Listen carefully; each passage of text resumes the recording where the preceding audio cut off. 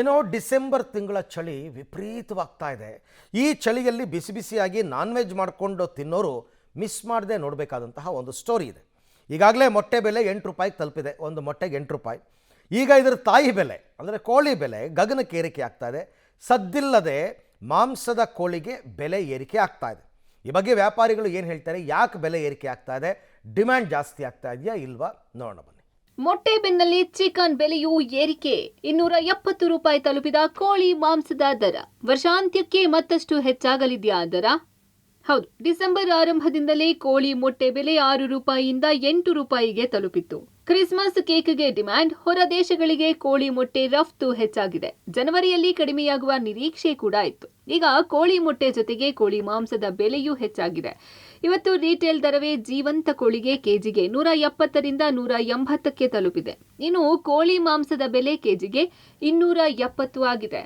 ಈ ಬೆಲೆ ಹೆಚ್ಚಾಗ್ಲಿಕ್ಕೆ ಕಾರಣ ಚಳಿಗಾಲ ಇರೋದ್ರಿಂದ ಅತಿ ಹೆಚ್ಚು ಸೇವನೆ ಮಾಡ್ತಾ ಇದ್ದಾರೆ. ಕೋಳಿ ಮಾಂಸ ತಿನ್ನೋದರ ಸಂಖ್ಯೆ ಹೆಚ್ಚಾಗ್ತಾ ಇದೆ ಒಂದು ಕಡೆ. ಮತ್ತೊಂದು ಕಡೆ ಕ್ರಿಸ್ಮಸ್ ನ್ಯೂ ಇಯರ್ ಇರೋದ್ರಿಂದ ಇದಕ್ಕೆ ಒಂದು ಡಿಮ್ಯಾಂಡ್ ಬರ್ತಾ ಇದೆ. ಮತ್ತೊಂದು ಹೇಳ್ಬೇಕಂದ್ರೆ ಇವತ್ತು ಬೇಡಿಕೆಗೆ ಅನುಗುಣವಾಗಿ ಉತ್ಪಾದನೆ ಕಡಿಮೆ ಆಗ್ತಾ ಇದೆ. ಮತ್ತೆ ಇದೇ ರೀತಿ ಕೋಳಿ ಕೊಡುವಂತ ಏನು ಆಹಾರ ಇದೆಯಲ್ಲ, ಆಹಾರ ಉತ್ಪನ್ನಗಳ ಬೆಲೆ ಅತಿ ಹೆಚ್ಚಾಗಿದೆ. ಈ ಎಲ್ಲ ಕಾರಣಗಳಿಂದ ಕೋಳಿ ಬೆಲೆ ಹೆಚ್ಚಾಗ್ತಾ ಇದೆ.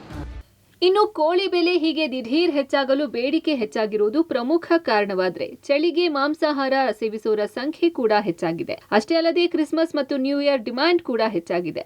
ಅದರ ಜೊತೆಗೆ ಕೋಳಿಗೆ ನೀಡುವ ಆಹಾರದ ಬೆಲೆ ಏರಿಕೆ ಆಗ್ತಾ ಇರೋದು ಕೂಡ ಕೋಳಿ ಮಾಂಸದ ಬೆಲೆ ಏರಿಕೆಗೆ ಕಾರಣವಾಗ್ತಾ ಇದೆ. ಡಿಸೆಂಬರ್ ಅಂತ್ಯದ ವೇಳೆಗೆ 300ರ ಗಡಿ ದಾಟುವ ಸಾಧ್ಯತೆ ಕೂಡ ಇದೆ.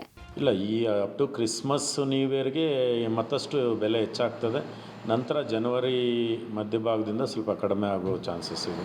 ಅನೇಕ ಏನು ಊಹಾಪೋಹಗಳು ಬಂತಲ್ಲ, ಬರ್ಡ್ ಫ್ಲೂ ಬಂದಿದ ತಕ್ಷಣ ಆರೋಗ್ಯವಂತ ಕೋಳಿಗಳನ್ನೆಲ್ಲ ಸಾಯಿಸಿದ್ರು. ಅದರ ಒಂದು ಎಫೆಕ್ಟು ಈಗ ಕಾಡ್ತಾ ಇದೆ. ಅನೇಕ ಜನರು ಇವತ್ತು ಕೋಳಿ ಸಾಕಾಣಿಕೆಗೆ ಮುಂದೆ ಬರ್ತಾ ಇಲ್ಲ.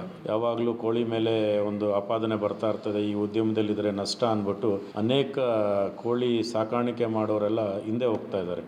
ಹೀಗಾಗಿ ಕೋಳಿ ಉತ್ಪಾದನೆ ಕಡಿಮೆ ಆಗಿದೆ. ಕೋಳಿ ತಿನ್ನೋರ ಸಂಖ್ಯೆ ಜಾಸ್ತಿ ಆಗ್ತಾ ಇದೆ. ಡಿಸೆಂಬರ್ ಬಳಿಕವಾದರೂ ಕೋಳಿ ಮಾಂಸದ ಬೆಲೆ ಕಡಿಮೆಯಾಗುವ ಸಾಧ್ಯತೆ ಇಲ್ಲ ಅಂತಾನೆ ಹೇಳಲಾಗ್ತಾ ಇದೆ.